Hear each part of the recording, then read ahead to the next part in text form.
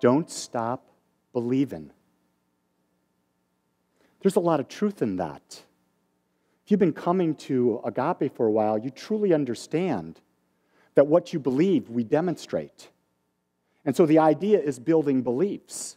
And it's constantly building beliefs. But you know, in life, there's always two sides.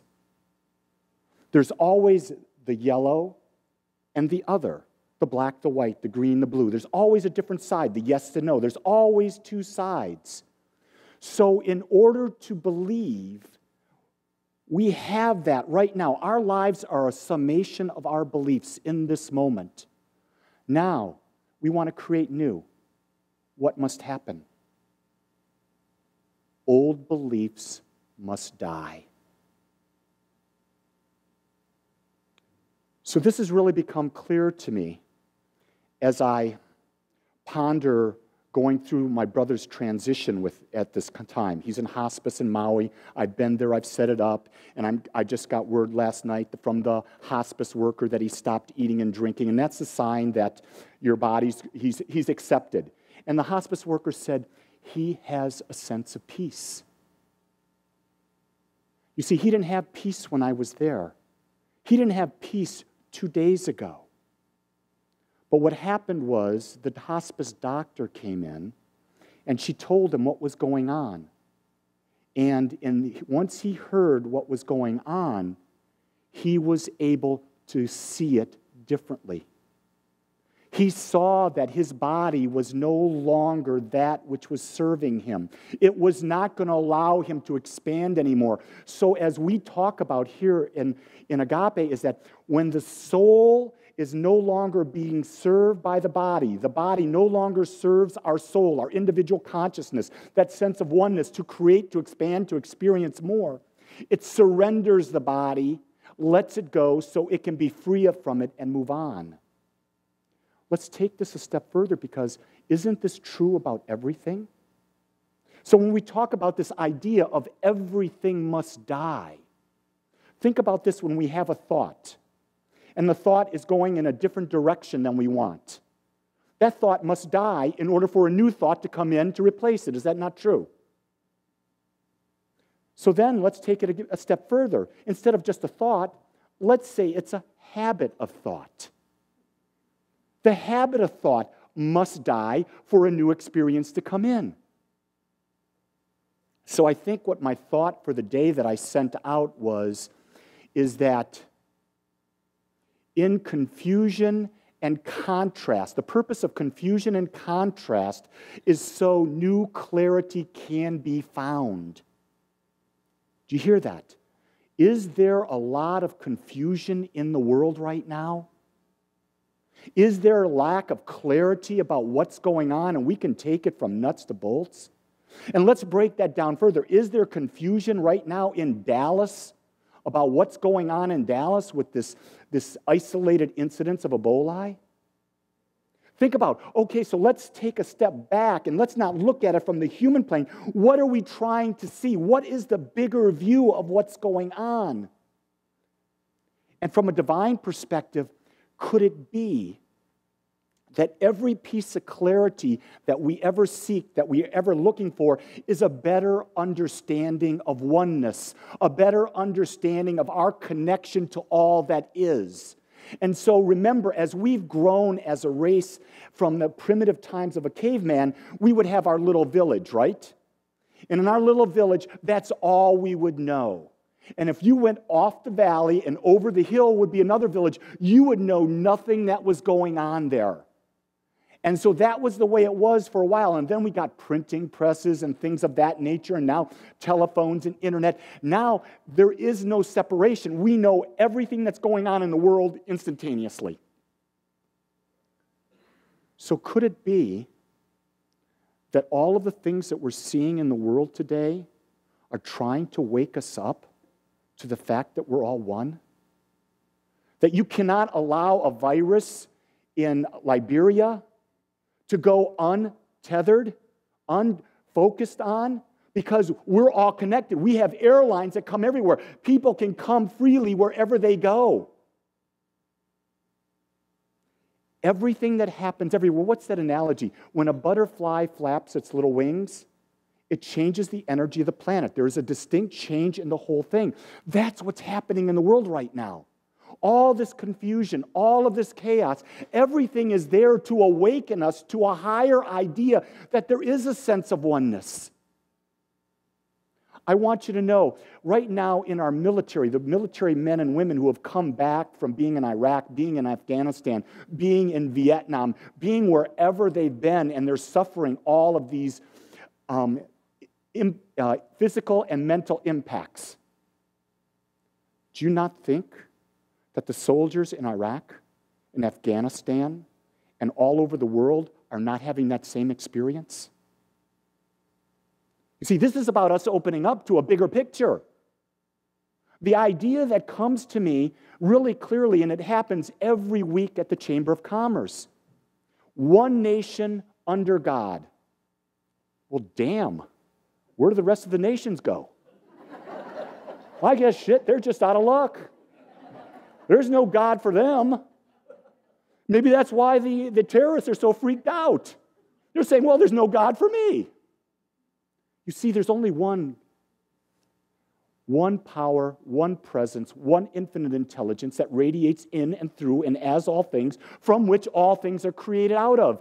We have given it personality. I want you to know, God doesn't need personality. It is. In fact, here's the interesting thing about that. We are its personality. Every individual on the planet makes up an aspect of the divine and is it personally expressing in the most unique and perfect way. So when we try to become like someone else, what are we doing? We're killing ourselves. Self-love means to be able to be yourself, to be authentic, to be real, to be in the world so fully, so completely, and so uniquely as you. To not do that is to die, because your uniqueness must die for you to conform. Did you hear that? That was really good. I really like that. Your uniqueness will die when you try to conform. It is in not conforming that you allow your uniqueness to blossom and to express. And from that uniqueness, there's a power in that. When we accept who we are and we build beliefs that are unique and whole and perfect to us, we begin a creative power and presence that can't be. So that's the belief we're talking about having. Getting a belief toward a direction that we want to be and then everything in it. And Katie, bar the door, anyone try to come and take us away from that belief. Don't ever allow your spouse, your mother, your father, your children, your teachers, anyone in the world, your politicians, your doctors, your nurses, the business people, your bosses, never allow them to take away your uniqueness. Never sacrifice for that. I remember I was 27 years of age, and I was an up-and-coming young management trainee at Allstate Insurance in Southfield, Michigan.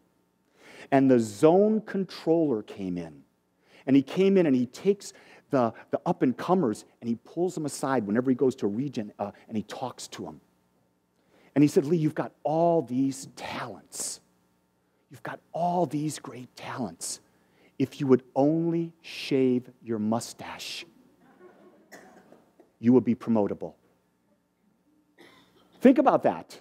Now, for you younger people, that seems rather ridiculous. But in my generation, I didn't get promoted because I didn't shave my mustache. See, I've always been proud of who Lee was. But then here's what happened. As I started moving up the corporate ladder by moving from one company to another and getting promotion after promotion, it beats on you. That consciousness of the world beats on you. And I want to tell you, I lost a bit of my authenticity. I'd sold my soul to the company man, so to speak. And then what happened was I found I wasn't a real happy person. I found I had a lot of stress. I found I was shorter in temper. I found all these things. Why? Because I wasn't being Lee. It had nothing to do with anyone else out there. I wasn't being Lee. And so then what ended up happening is I started on my spiritual path in 1997 because I had abandoned spirituality. I thought that was just hoo-ha. Because I was born in a traditional religion as a Catholic, and I'm sorry, it didn't resonate with me. I couldn't buy into the concepts that were presented. So when I found this idea of new thought, which is what we practice here, meaning that everything begins with a new thought, I started to open up, and I went down this journey, and I started to change. So there I am, a vice president of a large company, and I start to change. And my peers and my boss said, "What the hell's going on?" Because they're all in fear over a situation. They are literally talking about fear. If we don't do this, the holding company is going to put it to us. We're going to lose our jobs. We won't get our bonuses and that type of thing. And they're talking about shrinking a company. And in your spiritual growth, what you understand quicker than anything, if you are not growing, that's it, let's do it again. If you're not growing, that's right, you're dying. So there I am preaching growth. And I'm pretty powerful when I'm talking. I can get up with the best of business people and I can lay out the facts and support a cause. And I'm saying to them, this is it, this is it, this is it, this is it. Well, what ended up happening? Sort of pushed me aside, didn't it? I was no longer a part of the consciousness of that corporation. Would you agree that would happen? And when you're in the top leadership of that corporation, can they keep you there for very long? No. So what happened to Lee? Damn right, honey. Lee got fired. Now, we would have said, "Lee, that's awful. That's awful." But you know what happened after I got fired? I got to go right into get my master's in consciousness studies. So I got to spend 3 years of my life deepening myself and becoming a minister.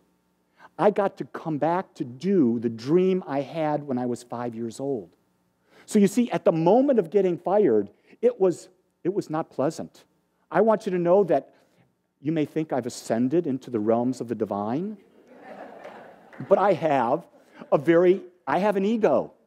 And my ego didn't like that. Who the hell are you? Da-da-da-da-da. You know how your mind goes? And it took me 2 years to get over that. I went 4 years as a minister. So I got let go in 2004. I became minister in 2007. It wasn't until the end of 2009 that I was able to realize I had a job. Because I thought being a minister was being unemployed. Can you imagine? I'd wake up, I was putting in 50, 60 hours of work, doing all the things about building a new center, doing all of that, and I kept thinking I didn't have a job. I would meet people and they would say, "What do you do?" "Well, I'm a minister." And I kept asking them, "Well, what do you do for a job?" You see, I forgot that when you're doing what you love, that's not a job, that's a life. That's the key thing. When you do what you love, you're never working. So people say to me, says, "Well, Lee, you got to be with your brother in Maui, and you got to get his affairs in order, and you didn't have to do work." Every person I met, I was being Lee the minister. Because when I was in the hospital, I got to help people that were working in the hospital, that were other patients in the hospital, that were social workers, see things differently. They would be so wrapped up in the disease, in the conditions, in the paperwork. Ended up with one nurse. She was there and she's trying to get my brother to respond. "Listen, I have to take your blood pressure. I have to take your blood pressure. I have to take your blood pressure." My brother says, "You don't understand." She says, "I have to take your blood pressure. You don't understand." He says, "You don't understand. I'm having a bowel movement as we speak. I need peace." So I walked the nurse out and I said, "So when you go home, do you and your husband talk about poop?" She says, "You know what? We do. Because almost everything in the hospital is about your bodily functions. But you see, by being real, by joking about it, by laughing about it, by bringing her in, all of a sudden, the next time I came up to that floor, every nurse and every aide was, "Hello, how are you?" Why? Made them laugh. You see, you took them out of the belief that a hospital has to be misery and pain. A hospital is a place where conditions are being treated to bring ease to the physical body so the mind can come back and do the work. You see, that's what the medical profession is about. It's about taking care of immediate trauma so we can go back and do the real healing, which is in our mind, because nothing physical causes any illness. It is the mind, the disconnection and oneness. So people talk about, well, what about flu? Well, if you have a perfectly functioning immune system that is 100% functioning the way it should, flu cannot enter your body. It's only when our immune system is broken down. How does our immune system break down? It breaks down when we don't know we're one. You see, anytime we go away from the idea that we're all connected, the idea of oneness, there is dis-ease within our ability to recognize the truth. That dis-ease then comes into our physical form. Pretty deep, isn't that? That's really something to play with everything that's going on in the world. And so my son and I last night had a very heated discussion. We have those because we love to challenge each other. They're not bad discussions, they're just heated. We have opinions. Anyone here have opinions besides me and Stephen? And one of the things was, how are we going to change the world with the current economic model? And I made the decision that for the model to change, this is an opinion, this is not a spiritual truth. Are you ready for that? Okay. Is that companies like Chase and the big institutions that are dealing in derivatives and futures trading and that must change because it is not serving the well-being of the company. That type of business model must die. Okay? And what Stephen was hearing me say was not only that model, but that company and the people in it must die. That's not what I was saying. What I was saying is that the idea that we can form this idea of futures trading that happens so fast on the computer with all these algorithms that if you are a half a kilosecond behind, you lose millions of dollars, where the person who's got the better model makes millions of dollars. How is that serving all of us? How is that bringing more love into the world? I'm saying that is greed. And I'm saying based on that, I think we need a new model out there that is for the benefit of all. Yes, companies deserve to make profit, and it has to be profit that benefits everyone. So I'm not looking at it from the standpoint of the few getting rich. I'm looking at it, why can't we share? And I'm not talking socialism either. Because let's face it, I believe everyone has a right to food, water, housing, and education. How we use it after that is our decision. That's our freedom. So if you want to call me a pseudo-socialist and a pseudo-capitalist, I am. I think we all have the power within us, but I think we're all deserving of that opportunity to have the food, the shelter, the water, and the education. And when I talk about education, I'm talking about the ability to think. I'm not talking about the ability to recite history. I'm not talking about the ability to pass a task test or whatever the testing thing is today. I'm talking about the ability to think outside the lines, that when someone says something and it doesn't click with you, you say, why? Prove it to me. I'm not accepting that anymore. And that's one of the things, if you come to Agape over and over and over again, you're going to hear that. Don't believe Lee. Prove it for yourself. If you can't prove it for yourself, it'll never be of value. You will never believe it. We must learn to test everything. We call ourselves religious scientists. Why do we call ourselves religious science? Because we take the premise of religion or the premise of spirituality that there is an infinite power and presence that's everywhere present, therefore created itself in and through and as us. And as we've created that, we have that power through our spoken word. It is done unto us as we believe. And then in order to know that that's our power, as the great avatars have done, Jesus, Buddha, and all that, we must test that. And if we're not demonstrating it, we know one thing: we don't believe it. Or we have something that believes it that's in the exact opposite of what we want. That's the key thing. Think about that. If we're shifting our belief structure to go to a new thing and we're not getting it, what's going to stop it? It's really an old belief. And what must we do? We must let it die. We must let it die. Because nothing new can happen when we hold on to the old.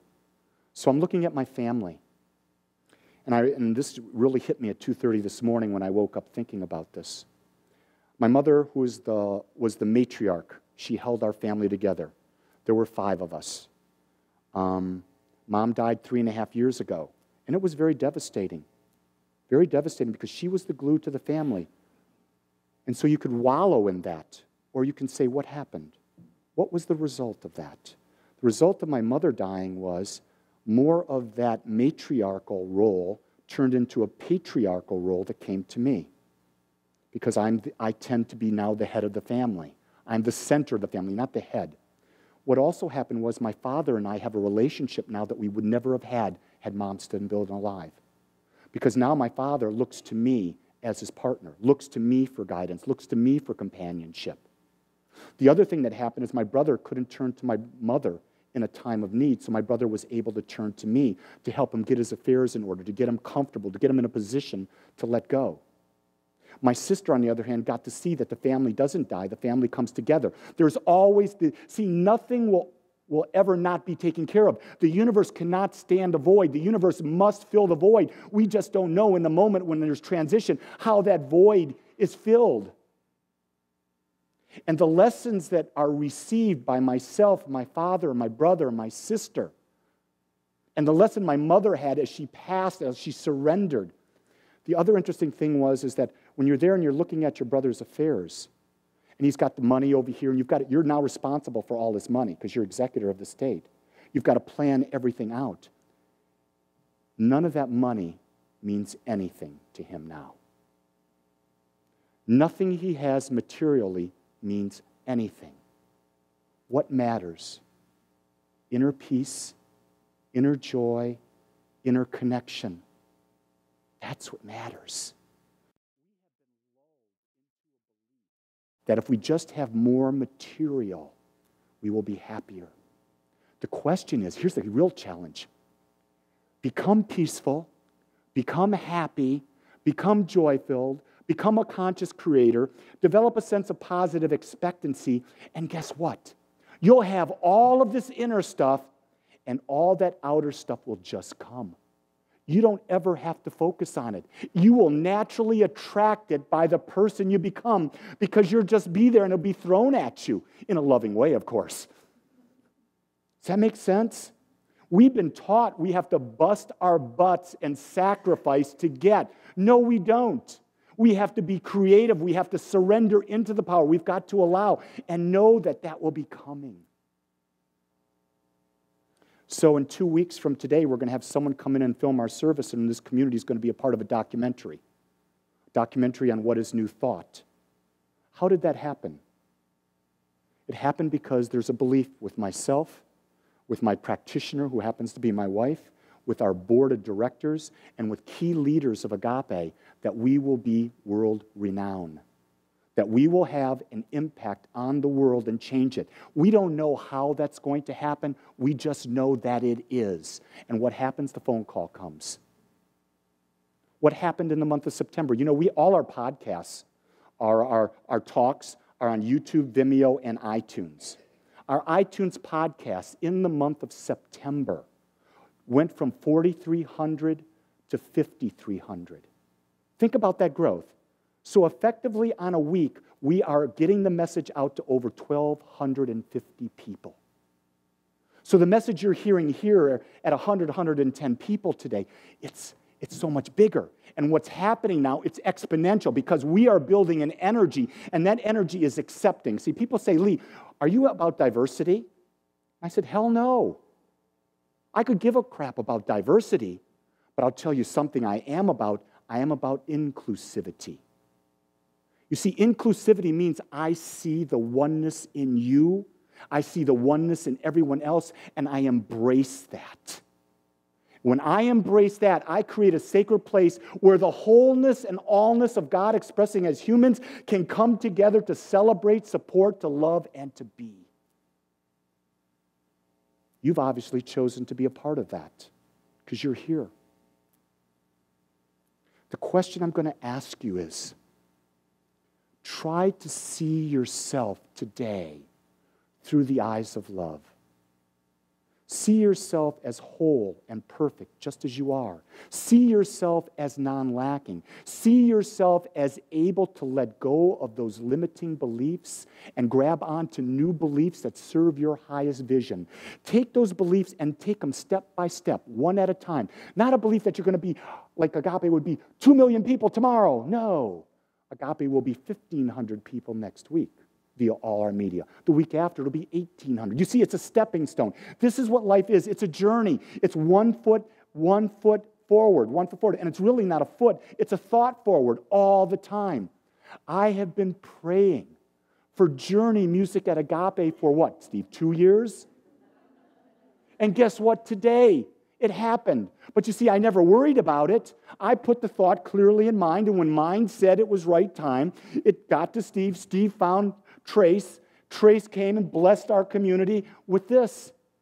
I mean, we rock because we are conscious creators. We are building something unique and different. Did I share with you what someone in the hospital came up to me if they saw me doing my stick? My stick is when I start my happy dance and stuff and I start being joking. And they said, well, who are you? And I said, well, I'm an individual expression of infinite light. And they looked at me like, what the F did you just say? They wanted me to say, well, I'm a minister, I'm that. You see, don't use that label. Make sure your label's so broad. If I'm a single man, I am the man that every woman in the world wants to be with. And then here's the beauty when I say that then, if I was that man, oh, I am, but I can't do anything. My wife's got me handcuffed. If I do that, and you are open, so anyone single in here, raise your hands. Okay, anyone here want a partner? Yeah. So raise your hands, and then now embrace the idea that you are attracting, and you are attractive for everyone on the planet. Here's the beauty of it. Now you will see people in a different light, and here's the key.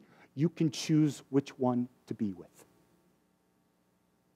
That's the key. But until you're open to the idea that you're attractive, that you're worthy, that you are the magnet that can open up and everyone will find something good about you, and you see, that's the key. It's not about when I say, all women in the world will fall in love with me. It's I know that I have qualities in me that you cannot help but love. It's not Lee the physical being I'm talking about. I'm talking about Lee the divine expression. And you're all divine expressions, and you all have those qualities. And with those qualities, there is something in you, no matter who you are, that is worthy of unconditional love beyond anything you've yet to experience. The key is, are you open to that? And are you willing to let the old you die? If you hold on to that old you, it's going to suffocate you. You got to open up and say, I'm letting you go. I'm going to walk free. I don't need a harness to climb this rock. I can do it free because I can't die. I can't be hurt. I am the individualization of infinite mind, and in that I am all-powerful. All that I need resides within me. I awaken to it. I resurrect my mind, not my body. I resurrect my mind into a state of consciousness, and in that state of consciousness, life says yes. You see, when we say yes to letting part of us die, life says yes to more life. I want you to say that. Say yes to more life. Ready? Yes to more life. Let's do it again. Yes to more life. Let's do it again. Yes to more life. Let's do it again. Yes to more life. Why? Because you deserve it. Because of who you are. I can't think of anything else to say.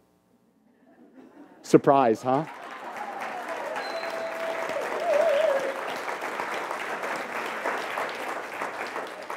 So why don't we do some prayer? It's what we love to do at Agape. If you don't know that by now, there's two things we love at Agape. We love to meditate and we love to pray. Those are the two cornerstones of everything that we do. And our prayer here is not beseeching, it is not asking, it is about declaring into the mind of God, the infinite mind that is everywhere present, that which is the truth. And so I'm going to speak right now knowing that divine wisdom is right here in this room.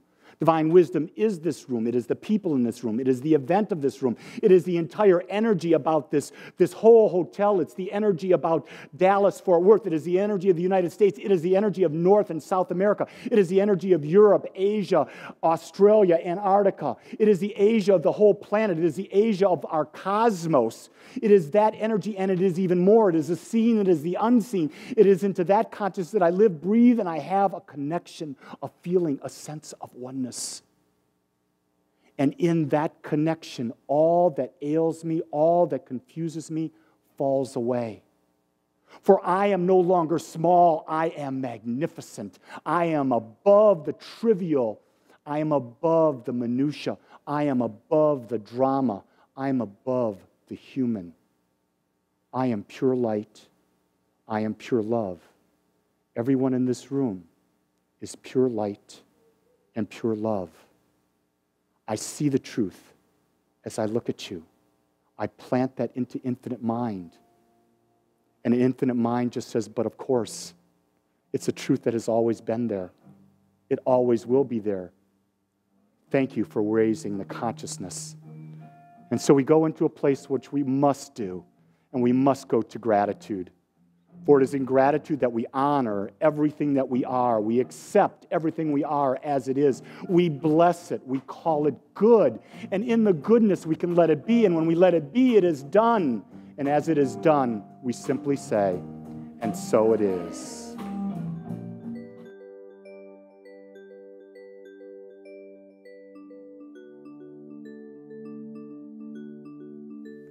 I want to thank you for joining us today. I am so grateful that you took your time to watch or listen to this message. If you found this message beneficial, I would ask you to go to our website. Once there, click on the Contribute button and experience the joy of conscious and purposeful giving. It is through your gifts that we are able to bring this message to the world. I would also ask you to please share this message with anyone you feel might benefit. Again, I want to thank you for joining me and the Agape community as together we bring joy to life.